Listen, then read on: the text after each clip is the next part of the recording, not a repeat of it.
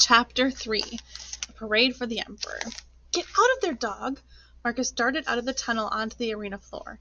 He grabbed Ranger by his leather collar and pulled him back into the shadows. Where did you come from? You sure are strange looking. Marcus knelt down to get a closer look. This fluffy golden-colored dog looked nothing like the hounds that normally lurked around the arena. Marcus lifted the old metal box from around the dog's neck, opened it and peered inside. Did Villis send you with these bandages and things? We don't need them now. Marcus tucked the metal box into the dark corner where the two stone walls came together. Ranger looked at his box. It had stopped humming. He looked down into the tunnel into the dark. He looked out at the big stone arena. Then Ranger looked up at the strange boy, who had pulled him into the passageway. He was a little taller than Luke and stronger looking. He smelled of smoke and oil. His hands were rough. He stood beside a bigger boy, almost a man. That one reached down to pet Ranger. Ranger leaned his hand into it and breathed in his scent. It was better than the sweat and blood smell of the sand outside. The last time Ranger had found himself in a strange place with strange smells, it was because a little girl was lost. Ranger had found her and helped her family through the long, dangerous trip. But these boys didn't seem to be looking for anyone. What was Ranger supposed to do? Step back up and make room for the men, Quintus. They are beginning to the Pampa to mark the opening of today's games, Marcus said. He and Quintus and Ranger stood close to the stone wall. A band began playing, a fanfare of trumpets and horns and flutes, and 2 by 2 the gladiators came walking past them in the tunnel. When the men stepped up to the arena, the crowd exploded in cheers. Marcus couldn't wait until it was his turn to wear fancy armor and carry a real sword. Will they all fight at once? Quintus asked. No, this is a parade to honor the Emperor before the program begins. The fighting will happen later this afternoon, after the wild animal fights and executions. If the men parading past were scared, they were good at hiding it. They walked with their chins high and their shoulders back, fearless. It would be a good day in the arena. The crowd will like these matches, Marcus said as the men swaggered past. Slaves followed, carrying the gladiators' weapons. The hair on Ranger's neck prickled. The air smelled of metal and sweat, and the sounds, clangs and shouts, cheers. It was louder than a thunderstorm. At home, these always made Ranger hide under Luke's bed. The crowd cheered so loudly, Marcus could feel it in his chest. Many shouted the names of their favorite fighters. Felix! Brailus! Soon, Quintus, they will be shouting your name, Marcus said, and one day they will shout my name too. The arena had filled quickly.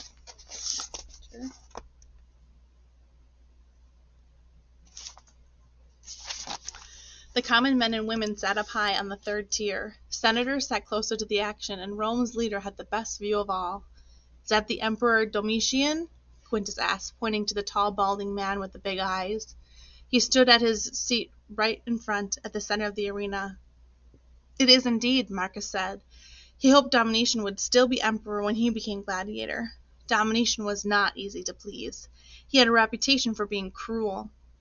Some people even said that he had killed the former emperor Titus, his own brother. But Domitian loved the games. Marcus knew that when his time came, he would fight bravely and make his emperor proud. When the last gladiator strutted out to the arena floor, Marcus looked behind him.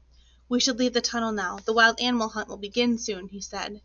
He pointed deeper into the shadows, where the slaves were pulling the ropes and moving the machinery. Let's go below. Very well, Quintus said, waiting for Marcus to lead him down the hallway. Marcus hesitated and looked down. He was still holding the dog's collar. The dog looked up at him and tipped his head as if to say, Where's next? What was Marcus supposed to do with this stray? Villius wouldn't be pleased if he brought it back to the gladiator school. He couldn't let it run loose in the arena. It would be killed when the animals were released. So Marcus kept hold of Ranger's collar and headed down the tunnel. It was dark at first, but soon the torches on the walls lit the way. Ranger didn't like all the open flames. The flickering light and shadows made the hair on his neck prickle. Marcus walked them down to the damp stone staircase that led to another level below the arena floor. Stay close to me, dog. You do not want to meet the animals down here. Ranger sniffed the musty air. Stone and dirt. Metal and rope. Men and sweat and... Cat? Ranger stopped so quickly that Marcus tugged his collar. Quintus continued down the hall. Come on, dog, this way. Ranger stayed put. He lowered his head and sniffed at the bottom of the metal cage. It was too dark to see inside. But Ranger didn't need to see. He could smell. A cat! Ranger sniffed again. This wasn't the cat smell of Ruggles, the black and white cat who lived with the family next door to Luke and Sadie. This was a different cat. A big cat. "Boy, get to work," a burly man said.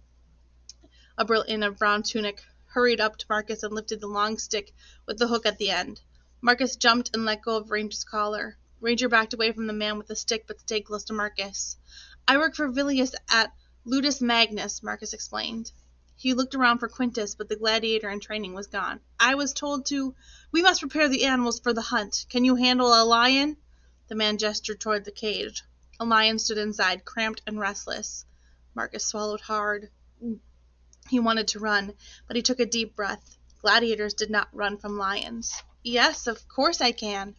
"Then open the cage so that I can lead this beast to the lift." Marcus reached for the rope that held the cage door closed. His hands trembled and stepped back. "I'm sorry, my master told me to..."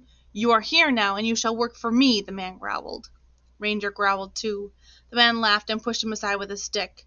Ranger growled again, but he stayed back. Ranger knew from the dog park that the big growling dogs could be trouble.